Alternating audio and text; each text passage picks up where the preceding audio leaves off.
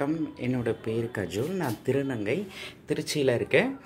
திருநங்கைகளுக்காக safe அப்படின்னு சொல்லி ஒரு அமைப்பு வச்சு அதன் மூலமாக அவர்களுடைய வாழ்வாதாரத்தை பெருக்கிறதுக்கான வேலைகளை பண்ணிகிட்ருக்கேன். இன்றைக்கி நம்ம பேச போகிற முக்கியமான விஷயம் என்னென்னு பார்த்திங்கன்னா, புகையிலை ஒழிப்பு. புகையிலை ஒழிப்பு ஒரு நாட்டுக்கு எவ்வளோ முக்கியமானது, ஒரு வீட்டுக்கு எவ்வளோ முக்கியமானது அப்படின்னு சொல்லி நம்ம ஒவ்வொருத்தருக்கும் தெரிஞ்சிருக்கணும் இந்த விஷயம். ஏன்னா ஒரு புகையிலைனால் அவங்க மட்டும் பாதிக்க போகிறது இல்லை, அவங்க ஒட்டுமொத்த குடும்பமுமே பாதிக்கப்படுது. என்ன இருக்குது அதில்? ஒரு சந்தோஷமும் இல்லை. ஆனால் நம்ம மைண்டை நம்ம அது போட்டால் தான் சந்தோஷம். லைக் பான் பராக் இருக்கட்டும், இல்லை குட்காவாக இருக்கட்டும், சைனி கைனியாக இருக்கட்டும். ஸோ இந்த மாதிரி எல்லா வகையிலையுமே அந்த புகையிலை அவங்க வேறு வேறு விதமாக, அதோடைய பரிமாணங்கள் வேறு வேறு விதமாக இருக்குது. ஆனால் பேசிக்காக பார்த்தா எல்லாம் ஒன்று தான் இல்லையா? நம்ம உயிரை குடிக்கக்கூடிய ஒரு நோய். உயிரை குடிக்கணும்னா சாதாரணமாக ஒரு உயிர் போகிற விஷயம் இல்லை. அது எவ்வளோ அளவுக்கு அதோடைய பாதிப்பு இருக்குங்கிறது அனுபவிக்கிற அவங்கள விட அவங்க கூட இருக்கவங்களுக்கும் அந்த வேதனை இருக்குது.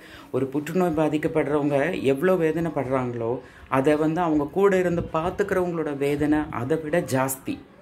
அந்த குடும்பம் ஒரு புற்றுநோயால் எந்த அளவுக்கு, அதாவது தகாத விஷயங்களில் அவங்க ஏற்படுத்தி கொண்டு இந்த நோயை வரவழைப்பதால் அவங்களுடைய குடும்பம் எவ்வளோ பாதிக்கப்படுது கொஞ்சம் யோசிச்சு பாருங்கள்.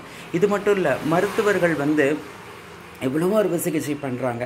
இந்த புற்றுநோயால் பாதிக்கப்பட்டு வரவர்களை மருத்துவர்களும் அந்த அறுவை சிகிச்சை செய்யும் போது அவர்களுடைய மனநிலை எவ்வளோ வேதனையாக இருக்கும்.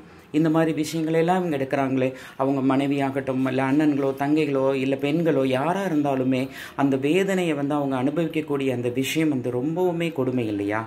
ஸோ புற்றுநோய் நம்ம தடுக்கக்கூடிய விஷயம் நம்ம கையில் தான் இருக்குது. என்னை பொறுத்த வரைக்கும் வாங்கி சாப்பிட்றவங்கள விட விற்கிறவங்க மேலேயும் நான் குறை சொல்லணும்னு தான் ஆசைப்பட்றேன்.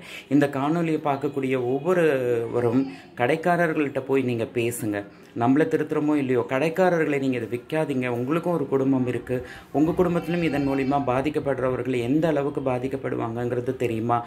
இதன் மூலிமா கிடைக்கிற வருமானம் ஈஸியாக இருக்கலாம், ஆனால் அதோடைய பாதிப்பு எவ்வளோ அளவுக்கு இருக்குங்கிறது எல்லாருக்குமே தெரியணும். ஸோ புற்றுநோய் இல்லாத உலகத்தை நம்ம உருவாக்குவோம், ஒழிப்போம், போராடுவோம் என்று நான் இந்த விஷயத்தை இதில் உங்கள் கூட சொல்லிக்கிறேன். புற்றுநோய் முற்றிலும் ஒழிப்பதற்கு மருத்துவர்களோட சேர்ந்து நம்மளுடைய இந்த தேசத்தில் நம்மளும் ஒரு குடிமகன்கிற ஒரு உரிமையில் நம்மளால் முடிஞ்ச இந்த ஒரு சேவையை செய்யணும் அப்படிங்கிறது என்னுடைய தாழ்மையான வேண்டுகோள். இதில் திருநங்கைகள் விதிவிலக்கில்லை. திருநங்கைகளும் இது போல் நிறைய விஷயங்களை எடுத்துக்கிறாங்க. ஏன்னா அவர்களுடைய வாழ்க்கையை வெறுப்பை நினைச்சு. ஸோ இதன் மூலயமா திருநங்கைகளுக்குமே நான் இதில் ஒரு விழிப்புணர்வு கொடுக்கணும்னு ஆசைப்படுறேன். வேண்டாம், இந்த மாதிரி ஒரு சந்தோஷம் நமக்கு வேண்டவே வேண்டாம். இந்த மாதிரி ஒரு என்ன சொல்கிறது, ஒரு தனக்குத்தானே சந்தோஷப்படுத்திக்கக்கூடிய அந்த உணர்வுகள் நமக்கு வேண்டாம். புற்றுநோய் இல்லாத உலகத்தை உருவாக்குவோம், போராடுவோம், ஒன்று சேருவோம்.